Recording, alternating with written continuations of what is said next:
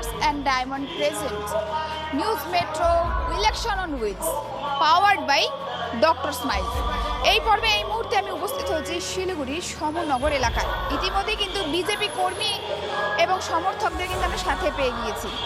তবে এই মুহূর্তে তাদের কাছ থেকে শুনে নেব যে দার্জিলিং লোকসভা কেন্দ্রের সাংসদ রাজু বিস্তার তিনি বিগত 5 বছরে কি উন্নয়ন করেছেন এবং যদি রাজু বিস্তার ফের জিতে সাংসদ হন তবে কি করতে চলেছেন। রাজু বিস্তারকে দেখে এলাকায় দার্জিলিং জেলা এলাকায় দেখা যায় কিন্তু কোনো সময় পরে এরকম অভিযোগ বিরোধীদের এই বিষয়ে দেখেন বিরোধীদের আপনাকে ব্লেম করতে পারে, উনি বলতে পারে রাজু বিস্টা अगर क्षेत्रेर मध्य घुरबे तो काज के करबे।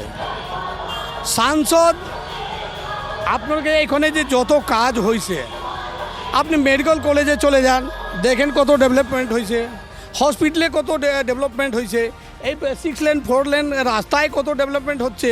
এই যে শিলিগুড়ি জাম সমস্যা থেকে যে ত্রস্ত ছিল তার জন্য উনি যে কাজ করেছেন তার জন্য এটা রাজু বিস্টাকে ধন্যবাদ দিতে চাই, এখানকার জনতা দিতে চাই। বিরোধী পক্ষ তো বলবে, উনি বিরোধ জানাবে কেন কি রাজু বিস্টা কাজ করতেছে, নরেন্দ্র মোদী কাজ করতেছে।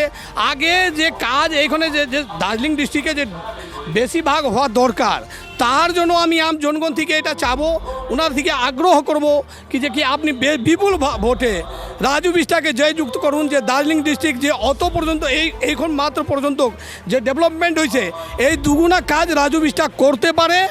আমি আম জনগণকে এটা বলবো কি আপনি অন্য পার্টিকে জিতায় পাঠাবেন, কেন্দ্রে সাংসদ বনে এখানে যাবে যে অন্য পার্টি, উনি তো বিজেপি সরকার থাকলে ওনাকে পিছনে সিটে বসতে হবে আর এইখান কাজ হবে না।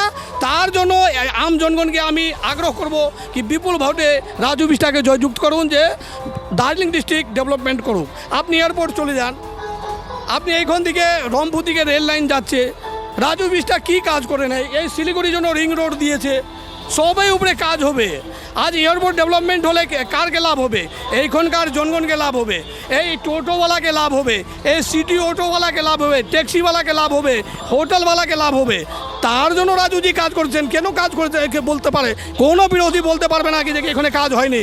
কেন কি আজকে ডেটের মধ্যে যে বিরোধ করতেছে সেটাই যায় নরেন্দ্র মোদী রাজু বিস্টাকে জিতাবে, পদ্মফুলকে ভোট দিয়ে জয়যুক্ত করবে। ধন্যবাদ। আমার নাম দীনেশ সিং, আমি শিলিগুড়ি প্রবক্তা। 13 নম্বর 26-এর 13 নম্বর বুথ সভাপতি। আমার কিছু বলার নাই, আমি বলতেছি এইটাই যে রাজু বিস্টা যা কাজ করেছে তাতে এবার 500 ভোটের 5 লাখের উপরে যাবে ভোটের লিড দেবো আমরা, এইটাই আমরা আশা করি।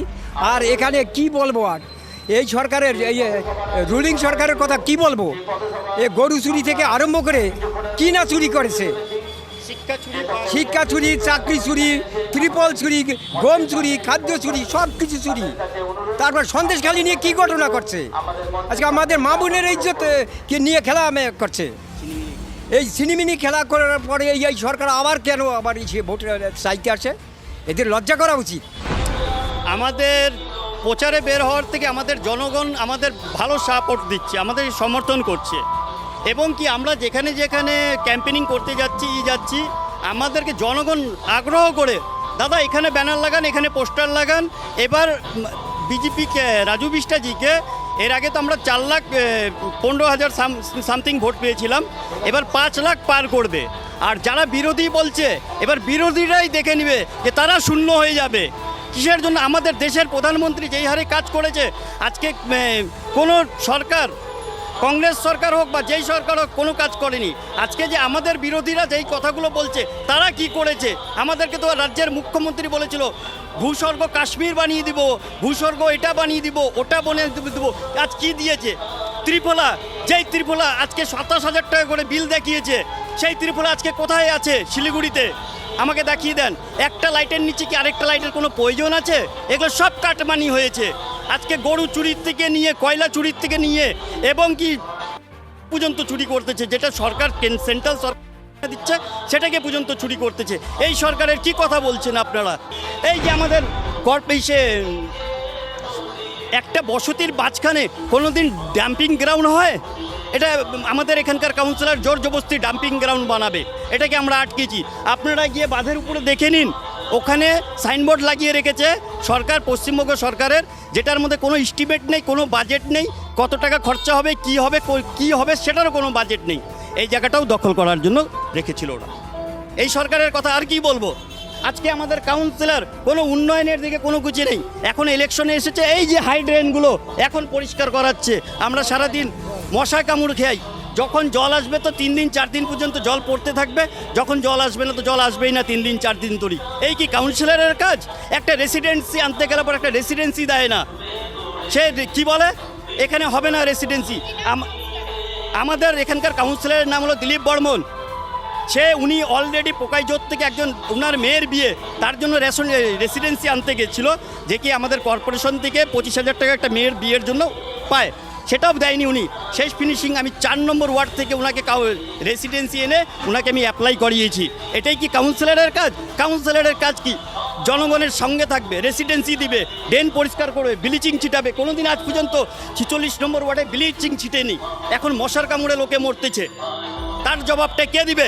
যে আজকে যে বিরোধী যে এত বড় বড় কথা বলছে, শাসক দলে থেকে কি করেছে? আজকে কেন নেতা মন্ত্রীর বাড়ির থেকে কোটি কোটি টাকা বের হচ্ছে? বিজেপির নেতা মন্ত্রীর বাড়ির থেকে তো বের হচ্ছে না। আজকে 10 বছর হয়ে গেছে আমাদের প্রধানমন্ত্রী দেশের নরেন্দ্র দামোদর মোদী, তারা আজ পর্যন্ত কেউ একটা ইস্যে বের করে দিক যে উনি চুরি করেছে, এখানে এই করেছে। কেন রাজ্য সরকারের হচ্ছে এরকম? আজকে আমাদের নাই করে 1 ডজনের উপরে জেলে পড়ে আছে এই রাজ্য সরকার, টিএমসি সরকারের নেতা মন্ত্রীরা। আর যারা বলছে, আমার নাম হলো সঞ্জিত ভৌমিক, আমি 1 নম্বর মণ্ডলের জেনারেল সেক্রেটারি। ইতিমধ্যেই কিন্তু আমরা সমরনগরের বিজেপি কর্মীদের মুখ থেকে কিন্তু শুনে নিলাম যে তারা কি চাইছেন, এবং রাজু বিস নাকি 5 লাখ ভোটে লিড পাবেন এবং বিজয়ী হবেন বলে আশাবাদী। তবে ভোটের ফলাফলই বলবে কে জিতছে এবং কে পরাজয় হচ্ছে। বিধান jewellers and diamond private limited এর মেগা শোরুম ইতিমধ্যেই খুলতে চলেছে সেবক রোডে।